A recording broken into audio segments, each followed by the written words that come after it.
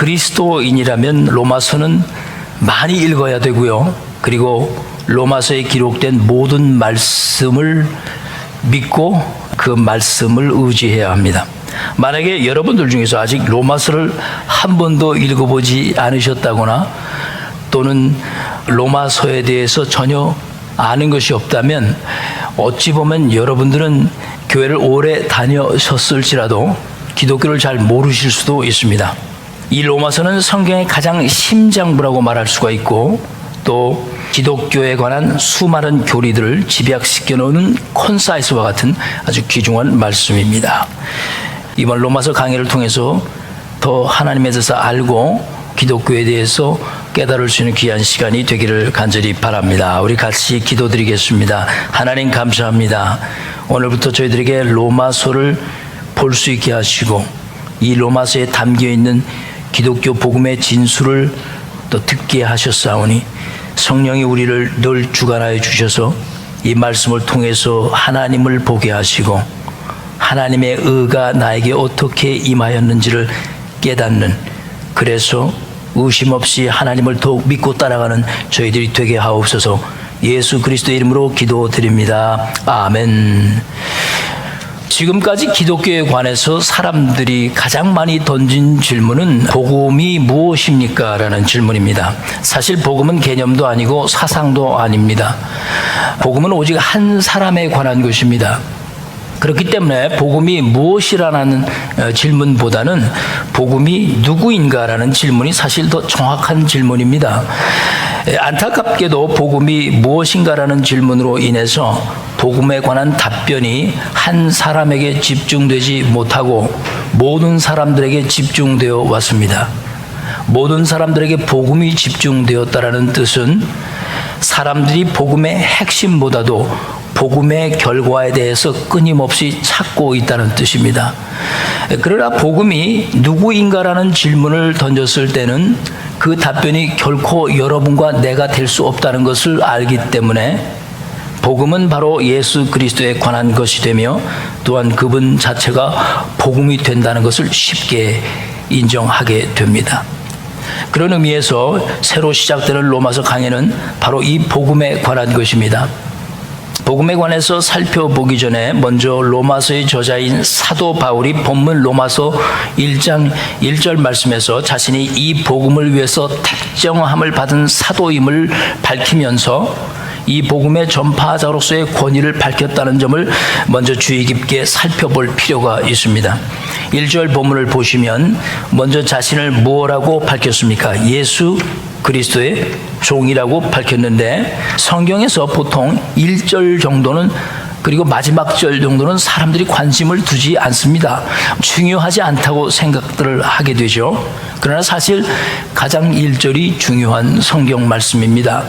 자, 빌립보서 1장 1절 말씀에도 자신을 예수 그리스도의 종이란 똑같은 표현을 사도 바울이 사용을 했는데 사도 바울의 이런 표현은 자신뿐만이 아니라 예수 그리스도를 마음에 영접한 모든 사람들은 예수 그리스도를 주인으로 모시는 종이라는 점을 분명히 하려는 것입니다. 이런 사도 바울의 표현을 보면 오늘날 사람들이 주의 종이란 표현을 특정한 사역을 담당한 사람들에게만 적용시키는 것은 시정되어야 한다고 저는 생각합니다. 그리스도인이라면 모두가 예수 그리스도의 종이란 인식을 가져야만 합니다. 이 말씀에서 이 종이란 말은 헬라어로 둘로스라는 뜻인데 그 뜻은 노예라는 뜻입니다. 노예라고 말을 했을 때 두 가지 보편적인 의미가 있습니다. 첫째는 노예란 주인에 의해서 팔릴 수 있는 사람이라는 뜻이기도 하고요. 또한 노예란 주인의 소유가 될 수 있는 사람이라는 이 두 가지 의미를 가지고 있습니다. 다시 말하면 소유권에 관계되어 있다, 그런 뜻입니다. 그러므로 사도 바울이 자신을 종이라고 표현을 했을 때는 사도 바울이 누군가에 의해서 귀중한 값을 치르고 사신 바 되었다, 그런 뜻입니다.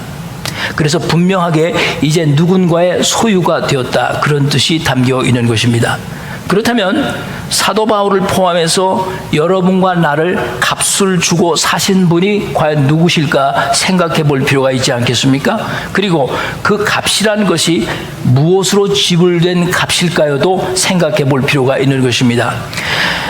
제가 한 3가지의 중요한 이 종에 관한 성경 구절을 여러분에게 소개를 할 텐데 한번 다 찾아보시는 것이 도움이 되시리라 봅니다. 먼저는 고린도전서 7장 23절 말씀을 보시기 바랍니다. 뭐라고 썼느냐 하면 너희는 값으로 사신 것이니 사람들의 종이 되지 말라, 그렇게 권면하고 계십니다. 이 말씀의 배경을 보면은 그 앞에 말씀 22절을 한번 보십시오. 당시에 노예의 신분으로 그리스도인이 된 사람들에게 그들이 사실상 사람들의 노예일지는 몰라도 그리스도 안에 있는 믿음을 가진 후부터는 사실상 너희들은 자유인과도 같다고 말씀을 하셨습니다. 또한 원래 자유인이었던 사람들에게 그리스도 예수 안에 있는 믿음을 가진 자가 되었을 때 당신들이 노예는 아닐지라도 이제부터는 그리스도 예수의 종으로 살아라, 그렇게 말씀을 하셨습니다. 다시 말하면 예수 안에 믿음을 가진 모든 자들은 노예라 할지라도 진정한 주인이 사람이 아니라 하나님이시라는 뜻이며, 또는 당신들이 주인이라 할지라도 자신의 노예를 자신의 노예로 생각하지 말고 하나님의 사람으로 종으로 생각하라, 그런 뜻이 되겠습니다. 그러므로 그리스도인들은 이렇게나 저렇게나 사람의 종이 되어서는 안 된다고 말씀을 하시는 겁니다.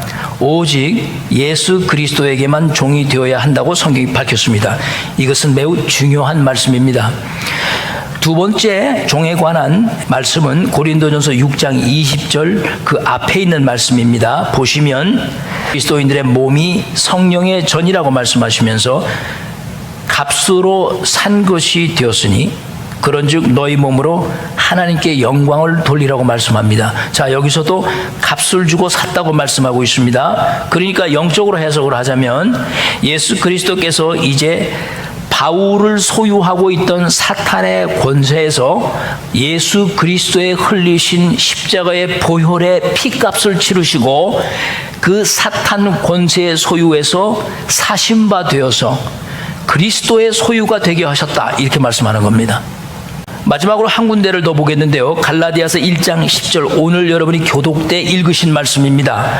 종이 어떤 사람이 되어야 하는지를 밝혔는데요. 이렇게 성경이 기록을 했습니다. 이제 내가 사람들에게 좋게 하랴, 하나님께 좋게 하랴, 사람들에게 기쁨을 구하랴. 내가 지금까지 사람들에게 기쁨을 구하였다면 나는 그리스도의 종이 아니다, 라고 단호하게 말씀했습니다.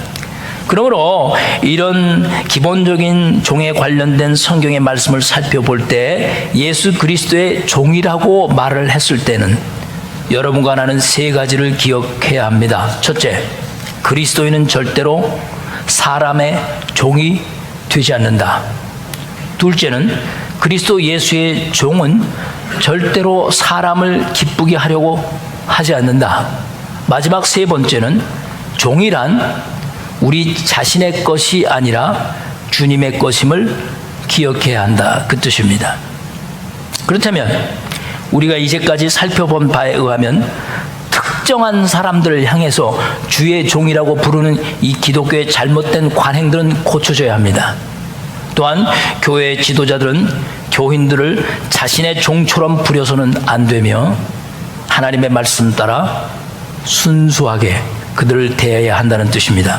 그런데 참으로 신기하고 놀라운 것은 사도 바울을 피로 값을 주고 사신 예수 그리스도께서 로마서가 기록되기 25년 전에 이미 십자가에서 죽으셨다 3일 만에 부활하신 분이십니다. 그리고 그분은 지금은 사도 바울이 이 로마서를 기록할 당시에 그 세상에 계시지 않으셨습니다. 일반적으로 생각을 해볼 때 종이란 사람은 주인이 죽거나 주인이 없어지면 더 이상 종이 될 수 없지 않습니까? 그 주인이 없는 종은 자연스럽게 자유인이 되어야 합니다. 그죠? 그럼에도 불구하고 사도 바울은 아직도 자신이 그분의 종이라고 말씀하고 있다는 겁니다. 이런 사도 바울의 신앙은 사도 바울께서 로마서를 기록할 당시에 예수 그리스도께서 죽으신 분이 아니라 분명하게 눈에 보이지는 않지만 살아계신 분이라고 확실하게 믿는 증거를 가지고 있었기 때문입니다.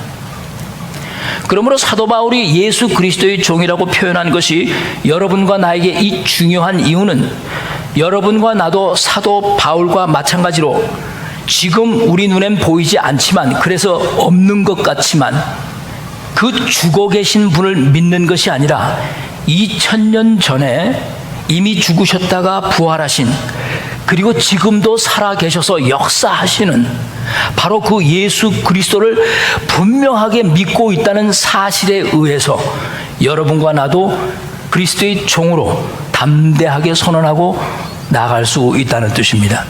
본문 로마서 1장 1절로 돌아가서 다시 한번 자세히 살펴보시면 사도 바울은 자신이 종이었지만 예수 그리스도 안에서 종으로 끝나지 않았다는 것을 우리는 1절 말씀에서 분명히 알게 됩니다. 사도 바울은 예수 그리스도 안에서 또 다른 자신을 발견을 하고 있다는 점입니다. 그는 이제 사도로 부르심을 받았다고 말씀합니다. 왜 그는 자신을 사도라고 부르심을 받았다고 강조했을까요? 자, 성경에서 사도라는 호칭을 사용했을 때는 사도로서 자격이 있을 때만 사도라고 부를 수 있었던 겁니다. 사실 예수 그리스도께서 택하신 12 제자들만이 복음서에서는 사도라고 호칭했습니다. 그렇다면 사도의 자격은 무엇입니까? 어떻게 해서 사도라고 부를 수 있는 겁니까? 많은 사람들이 사도의 자격을 잘 모릅니다. 성경에서 말씀하는 사도의 자격은 예수 그리스도께서 죽음에서 부활하신 것을 직접 목격하고 증인으로서 담대하게 얘기할 수 있는 사람들이 사도가 될 수 있었던 겁니다. 그렇다면 12 제자들과 또 다른 제자들은 이미 우리가 복음서를 통해서 다 살펴봤듯이 부활하신 예수님을 직접 만났던 사람들 아닙니까? 그러니 그들은 당연히 사도라고 부를 수 있었습니다. 그렇다면 사도 바울은 언제 부활하신 예수님을 직접 만났습니까? 사도행전 26장을 보면 사도 바울이 예수 믿는 사람들을 잡아 옥에 가두려고 다메섹으로 가다가 누구를 만났나요? 주님을 만나지 않았습니까? 다메섹으로 가던 중에 예수님을 만난 청년 바울이 떨어져 땅에 엎드렸습니다. 그러면서 사도 바울이 질문을 했어요. 예수님, 당신이 누구십니까? 그러자 예수님께서 사도행전 26장의 16절에 이렇게 말씀하셨습니다. 제가 읽어드릴게요. 잘 들어보십시오. 나는 내가 박해하는 예수다. 이제 일어나라. 내가 네게 나타난 것은 곧 내가 나를 본 일과 장차 내가 네게 나타날 일에 너로 종과 증인을 삼으려고 한다. 주님이 바울에게 말씀하시는 겁니다. 이스라엘과 이방인들에게서 내가 너를 구원하여 그들에게 보내어 그 눈을 뜨게 하여 어둠에서 빛으로 사탄의 권세에서 하나님께로 돌아오게 하고 죄사함과 나를 믿어 거룩한 무리 가운데서 기업을 얻게 하려 함이라. 그렇게 예수님께서 바울에게 말씀하셨습니다. 이 말씀에서 예수님께서 사도 바울에 직접 나타나셨다는 걸 사도 바울이 2번을 강조하시면서 예수님께서 사도 바울을 종과 증인을 삼겠다고 하신 말씀은 사도 바울을 사도로 인정하셨다는 뜻입니다. 사도 바울은 자신이 부활하신 예수님을 직접 만난 사람이라는 것을 스스로 밝히고 있는 겁니다. 그가 설립한 교회의 성도들이 그를 사도로 만들어준 것이 절대 아닙니다, 여러분. 권세 있는 교권주의가 그를 사도의 자격을 준 것도 아닙니다. 사도 바울이 자신을 사도로 담대하게 부름을 받았다고 말할 수 있었던 것은 그 근본적인 영적 배경은 부활하신 예수님이 직접 그에게 나타나셨으며 그 부활하신 예수님을 직접 만나보았기 때문에 그가 사도로서의 자격을 얻을 수 있었던 겁니다. 그래서 그 부활하신 예수 그리스도를 증언할 수 있게 되었다, 그 뜻입니다. 오늘날 잘못된 성장주의와 기복주의에 빠져든 이 교회관들은 이런 성경의 가장 기본적인 예수님의 부활의 증인으로서의 사도적 권위를 이 교회가 상실해 버린 겁니다. 오늘날 우리 그리스도인들의 생각 속에 깊이 자리 잡고 있는 주님의 사역을 위해서 부름을 받은 자들만이 주의 종이라고 생각하려는 그 관행과 또 부활의 증인으로서의 교회의 정체성을 상실한 것은 성경에서 빗나가는 것입니다. 여러분 모두가 주님의 종인 것입니다. 사도가 되었기 때문에 주의 종이라고 불리운 것이 아닙니다. 목사가 됐고 직분을 얻었기 때문에 주의 종이라고 불리우는 것이 아닙니다. 주의 종은 그 이전서부터입니다. 예수를 믿는 자라면 모두가 그리스도 예수의 종인 것입니다.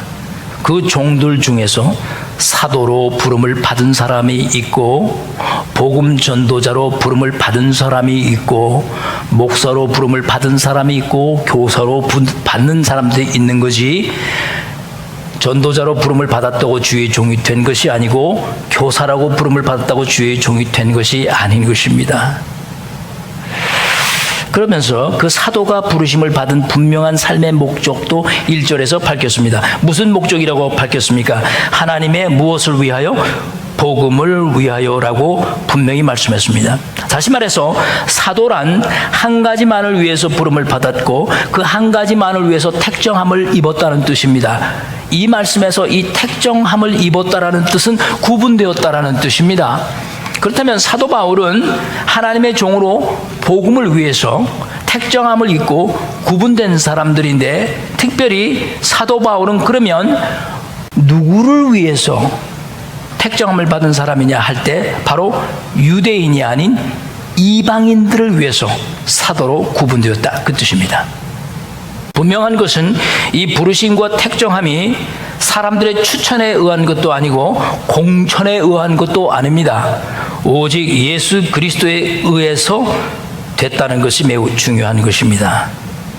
그러면 로마서를 시작하면서 사도 바울이 이렇게 자신의 정체성을 분명히 밝히는 이유는 이런 것과도 같습니다. 만약에 여러분과 제가 우주 여행을 간다고 가정을 해보십시다. 그렇다면 먼저 무엇이 필요합니까? 아주 잘 제작된 우주선이 꼭 필요합니다.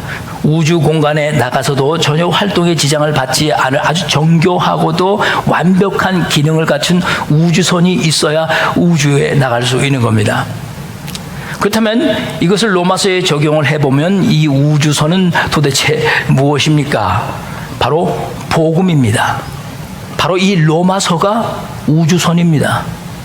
사도 바울은 이 로마서에서 지금까지 자신이 경험해왔고 만났던 예수님, 그리고 자기가 알고 있는 모든 영적으로 잘 준비되고 훈련된 정교하고도 완벽한 우주선을 만들었습니다. 이 우주선을 이제 우주로 날려보내야 되겠는데 그냥 날려보낼 수가 없는 겁니다. 거기에 무엇이 필요하냐 하면 그 우주선을 발사해낼 수 있는 든든한 발사대가 필요한 것입니다. 예전의 방법대로는 절대 안 됩니다. 예전의 방법은 유대인에게만, 이스라엘에게만 국한된 방법입니다. 이제 새로운 이방인을 향한 미지의 세계를 향해서 날아가야 하는데, 이 이방인의 세계는 한 번도 경험해보지 못한 미지의 세계입니다. 우주를 날아가는 것과도 같은 세계입니다. 하늘을 날아가는 것은 이제 예전 얘기입니다. 그러므로 절대적으로 우주선은 만들어졌는데 이제 그 우주선을 그 미지의 이방인의 세계로 날려보낼 수 있는, 로마로 날려보낼 수 있는 절대적인 발사대가 필요했던 겁니다.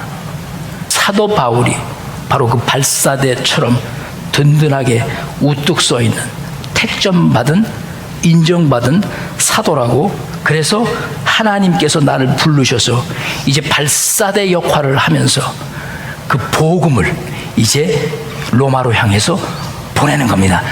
사도 바울이 발사된 겁니다. 여러분과 나는 그 새로운 미지를 향해서 이제 나가는 복음의 우주선 안에 우리 모두가 들어가 있는 겁니다.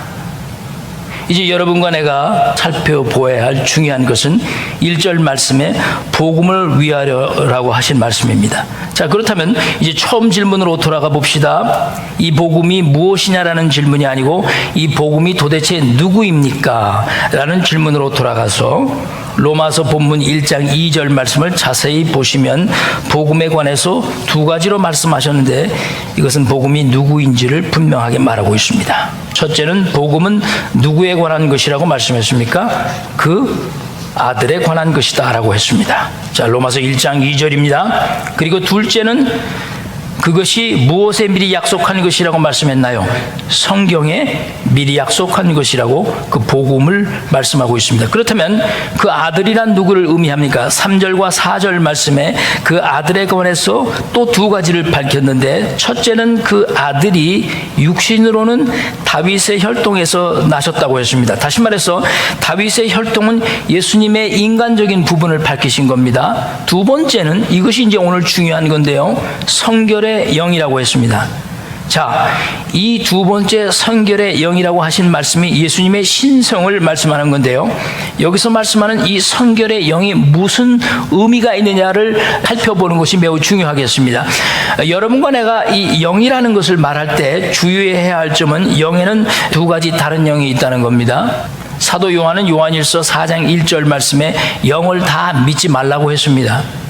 그러면서 오직 영들이 하나님께 속해 있는지를 분별하라고 했어요. 영이라고 해서 다 믿지 말고 그 영이 진짜 어디에 속해 있는지를 분별해야 된다고 했어요. 다시 말해서 오늘 이 로마서 1장의 성결의 영이란 뜻은 이 영이 하나님께 속한 영이라는 것을 분명히 밝히는 겁니다. 그런데 4절 말씀에서 이 성결의 영이 가지고 있는 능력을 밝혔습니다. 이 성결의 영은 누구를 살리는 영이라고 했습니까? 죽은 자를 살리는 영이라고 했어요. 하나님의 성결한 영이 죽은 자를 살릴 수 있다는 것에 대해서 로마서 8장 11절 말씀이 그것을 뒷받침해 줍니다. 이렇게 기록을 했습니다. 예수를 죽은 자 가운데서 살리신 이의 영이 너희 안에 거하시면 그리스도 예수를 죽은 자 가운데서 살리신 이가 너희 안에 거하시는 그 영으로 말미암아 너희 죽을 몸도 살리시리라. 그러니까 오늘 본문에 이 성결의 영은 결코 예수 그리스도만을 죽음에서 부활하게 한 것뿐만이 아니라 여러분과 나에게도 주님께서 임하셨던 똑같은 능력으로 여러분과 나도 죽어야 마땅할 이 몸을 살리실 것이라고 성경이 밝히고 있는 것입니다. 대단한 진리의 말씀이지 않습니까? 그러므로 사람이 죽고 다시 사는 문제는 분명하게 그 사람이 어떤 영을 소유하고 있는가에 달려 있는 것입니다. 여러분은 이 성결의 영을 소유하고 계십니까? 그런데 왜 바울은 본문에서 성경에서 유일하게 사용한 이 성결의 영이란 표현을 써야만 했을까요? 요한복음에서는 요한이 주로 진리의 영이라는 표현을 쓰지 않습니까? 근데 이 성결의 영이라는 표현을 사도 바울이 왜 사용했느냐는 겁니다. 자, 이스라엘 사람들의 개념에는 죽은 자를 만나는 것을 매우 불결하게 생각하는 관습들이 있었습니다. 그래서 죽은 자를 만지는 것은 아예 금해버렸습니다. 여러분과 내가 사실 성경적으로 하자면 장례식 때나 장례 때 이미 죽은 자를 가서 만지거나 그 끌어안고 울거나 이것은 사실 성경적이 아닌 겁니다. 여러분의 이해를 돕기 위해서 구약의 사울에 관련된 예화를 하나 들고 제가 오늘 말씀을 정리하겠습니다. 사울 왕이 사무엘 선지자가 죽은 후에 블레셋 군대를 보고 너무나 두렵고 떨려서 하나님께 물었는데 하나님이 답변이 없으시니까 결국 누구를 찾아갔습니까? 엔돌에 있는 신접한 여인을 찾아가지 않았습니까? 신접한 여인을 만나는 것은 사울 자신이 금지했던 것입니다. 근데 너무 당황스럽고 급하다 보니까 자기가 금지했던 것을 자기 스스로 깨버리고 신접한 여인을 찾아갔습니다. 특별히 무당들은 이스라엘 사람들에게는 혐오의 대상이었습니다. 사무엘상 28장 8절 말씀해 보면 이 신접한 여인이 죽은 자를 불러내는 행위를 하는데 성경이 분명히 술법이라고 했으니까 죽은 사람을 땅에서 불러내는 것은 마술적 행위였다는 뜻입니다. 실제가 아니었다는 뜻이에요. 그러니까 예수 그리스도를 죽음에서 부활하신 것을 그렇게 신접한 여인들이 출법을 통해서 불러내는 것 같은 그런 것이 아니다라는 걸 말씀하는 겁니다. 이 성결의 영이 더러운 영이나 미혹의 영이 아니라는 겁니다. 사도 바울이 성결의 영이라고 하는 것은 하나님의 영은 오직 성결의 영으로서 죽은 자를 죽음에서 일으킬 수 있는 유일한 영이라는 겁니다. 그래서 성결이라는 말을 쓴 겁니다. 이것은 술법도 아니고 더럽혀진 영도 아니 온전히 성결한 영으로서 할 수 있는 유일한 영이라는 겁니다. 그런데 로마서 본문으로 돌아가서 여러분이 살펴보면 이 성결의 영이 예수님을 살리신 것으로 끝나지 않았습니다. 그 다음에 무엇이라고 선언을 했습니까? 4절 말씀을 한번 같이 읽어보겠습니다. 로마서 1장 4절입니다. 시작. 성결의 영으로는 죽은 자들 가운데서 부활하사 능력으로 하나님의 아들로 선포되셨으니 곧 우리 주 예수 그리스도시니라. 할렐루야. 아주 놀랍고도 중요한 기독교의 교리를 선포했습니다. 예수 그리스도께서 하나님의 아들이라고 선포를 하시는 건데 무엇 때문에 성경이 사도 바울이 이렇게 자신 있게 선포할 수 있었습니까? 바로 예수님의 부활입니다. 그 부활하신 예수님을 직접 자기가 만났습니다. 그래서 사도로 부르심을 받았다고 확신했습니다.